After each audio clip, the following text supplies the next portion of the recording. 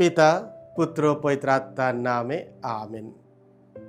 আজকের পৃথিবী আমাদের শেখায় যে সফলতা মানে প্রথম হওয়া, ক্ষমতাবান হওয়া কিংবা বিখ্যাত হওয়া। কিন্তু যিশু আমাদের সম্পূর্ণ ভিন্ন শিক্ষা দেন। তার কাছে প্রকৃত মহত্ব হলো ভালোবাসার সঙ্গে অন্যের সেবা করা।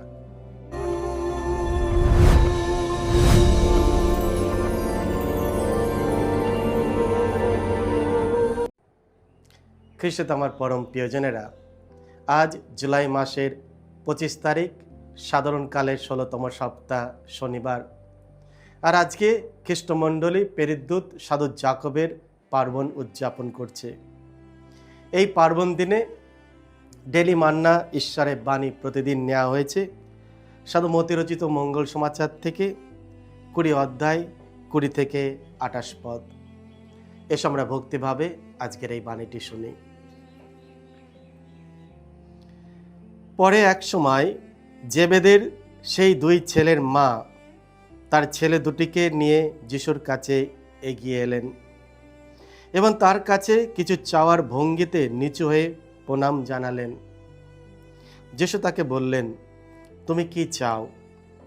তিনি উত্তর দিলেন, আপনার আদেশে আপনার রাজ্যে আমার এই দুই ছেলের মধ্যে একজন যেন আপনার ডান পাশে আর একজন আপনার বাঁ পাশে বসতে পায়। উত্তরে যিশু বললেন, তোমরা যে কি চাইছো তা তোমরা বুঝতে পারছো না। আমি নিজে যে পাত্র থেকে পান করতে চলেছি, তোমরা কি সেই পাত্র থেকে পান করতে পারো? তারা উত্তর দিলেন, হ্যাঁ, আমরা পারি। যিশু তাদের বললেন, আমার সেই পাত্র থেকে তোমরা অবশ্যই পান করবে, কিন্তু কাউকে আমার ডান পাশে বা বাঁ পাশে বসতে দেওয়ার অধিকার তো আমার নেই। সেই স্থান দুটি যে তাদেরই প্রাপ্ত যাদের জন্য আমার পিতা তা নির্দিষ্ট করে রেখেছেন। এইসব কথা যখন বাকি 10 জন শিষ্যের কানে এলো, তখন ওই দুই ভাইয়ের ওপর তারা রেগে গেলেন। তাই যিশু তাদের কাছে ডেকে বললেন, তোমরা তো জানোই, বিজাতিদের শাসকেরা নিজেদের প্রজাদের ওপর প্রভুত্ব চালায়, তেমনি তাদের মধ্যে যারা বড় তারাও আবার অন্যদের ওপর কর্তৃত্ব ফলায়। তোমাদের মধ্যে কিন্তু এমনটি যেন না হয়, বরং তোমাদের মধ্যে যে বড় হতে চায় তাকে হতে হবে তোমাদের সেবক, এবং তোমাদের মধ্যে যে প্রধান হতে চায় তাকে হতে হবে তোমাদের দাস। ঠিক মানবপুত্রের মতো সে তো সেবা পাওয়ার জন্য আসেনি, এসেছে সেবা করতে এবং বহু মানুষের মুক্তিপণ হিসাবে নিজের প্রাণ বিসর্জন দিতে। এই হলো প্রভু যিশুর মঙ্গল সমাচার। প্রভু যিশু তোমার মহিমা প্রচারিত হোক। খ্রিস্টের পাত্র থেকে পান করা মানে উচ্চ আকাঙ্ক্ষা থেকে সেবার পথে পরিচালিত হওয়া।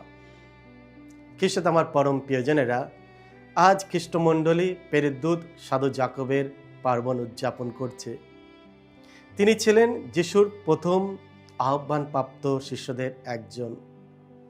তার ভাই জনের সঙ্গে তিনি সব কিছু ত্যাগ করে প্রভুর অনুসরণ করেছিলেন। যিশুর অন্তরঙ্গ 3 জন শিষ্যদের মধ্যে তিনি একজন ছিলেন। তিনি দিব্য রূপান্তরের মহিমা, জাইরুসের কন্যার জীবনদান এবং গেতসেমানি উদ্যানে যিশুর যন্ত্রণার মুহূর্ত প্রত্যক্ষভাবে অনুভব করেছিলেন। তবু যিশুর এত কাছাকাছি থেকেও প্রকৃত শিষ্যত্বের অর্থ তিনি তখনও পুরোপুরি উপলব্ধি করতে পারেনি। আজকের পবিত্র মঙ্গল সমাচারে আমরা দেখি জাকব ও যোহনের মা যিশুর কাছে একটি অনুরোধ নিয়ে আসেন, যেন তার 2 পুত্রকে তার রাজ্যে সম্মানের আসন দেওয়া হয়, একজনাকে তার ডান পাশে আর আরেকজনাকে তার বাঁ পাশে। খ্রিস্ট আমার পরম প্রিয়জনেরা, আমাদের অনেকের মতো তারাও গৌরব, সম্মান ও ক্ষমতার স্বপ্ন দেখেছিলেন, কিন্তু যিশু তাদের উচ্চ আকাঙ্ক্ষাকে সঠিক পথে পরিচালিত করার জন্য একটি গভীর প্রশ্ন করেন। আমি নিজে যে পাত্র থেকে পান করতে চলেছি, তোমরা কি সেই পাত্র থেকে পান করতে পারো? এই পাত্র হলো দুঃখভোগ, আত্মত্যাগ এবং সম্পূর্ণ আত্মসমর্পণের প্রতীক। যিশুর অনুসারী হওয়া মানে বিশেষ সুযোগ সুবিধা খোঁজা নয়, বরং ক্রুশকে আনন্দের সঙ্গে গ্রহণ করা। যাকব সাহসের সঙ্গে উত্তর দিয়েছিলেন, হ্যাঁ, আমরা পারি। সেই মুহূর্তে তিনি হয়তো তার কথার পূর্ণ অর্থ বুঝতে পারেনি, কিন্তু কয়েক বছরের পরে তিনি তার সেই কথাকে সত্য প্রমাণ করেন। শিষ্য চরিত্রে 12 অধ্যায় 2 পদে আমরা পড়ি, যাকবই প্রথম প্রেরিতদের মধ্যে যিনি শহীদ হয়ে প্রাণ বিসর্জন দেন। তিনি সত্যিই খ্রিস্টের পাত্র থেকে পান করেছিলেন এবং মঙ্গল সমাচারের জন্য নিজের জীবন উৎসর্গ করেছিলেন। আজকের প্রথম পাঠ আমাদের স্মরণ করে দেয় যে আমরা সবাই মাটির পাত্র। আমাদের প্রত্যেকের দুর্বলতা রয়েছে, অথচ আমাদের মধ্যে ঈশ্বর এক অমূল্য ধন রক্ষা করে রেখেছেন। ঈশ্বর নিখুঁত মানুষকে বেছে নেন না, তিনি সাধারণ মানুষকে বেছে নেন এবং তাদের তার অনুগ্রহে পূর্ণ করেন। যাকব ছিলেন একজন সাধারণ জেলে, কিন্তু খ্রিস্টের শক্তিতে তিনি হয়ে উঠেছিলেন একজন মানুষ ধরা জেলে, একজন নির্ভীক সাক্ষী।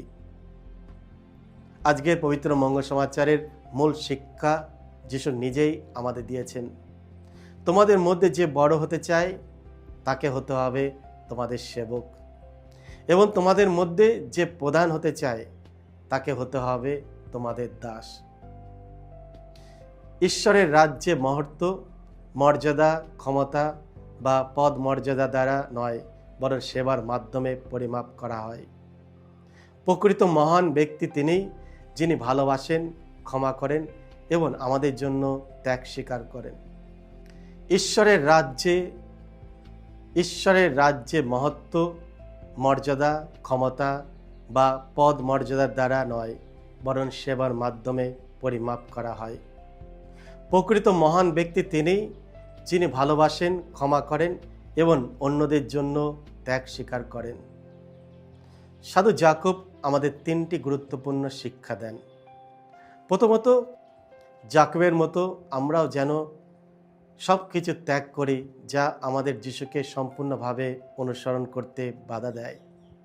দ্বিতীয়ত, সাহসের সঙ্গে ক্রুশ গ্রহণ করো। প্রত্যেক শিষ্যরই একটি করে পাত্র রয়েছে। জীবনের কষ্ট, ত্যাগ, ভুল, প্রত্যেক শিষ্যরই একটি করে পাত্র রয়েছে। জীবনের কষ্ট, ত্যাগ, ভুল বুঝাবুঝি এবং প্রতিদিনের ভালোবাসার ছোট ছোট কাজ।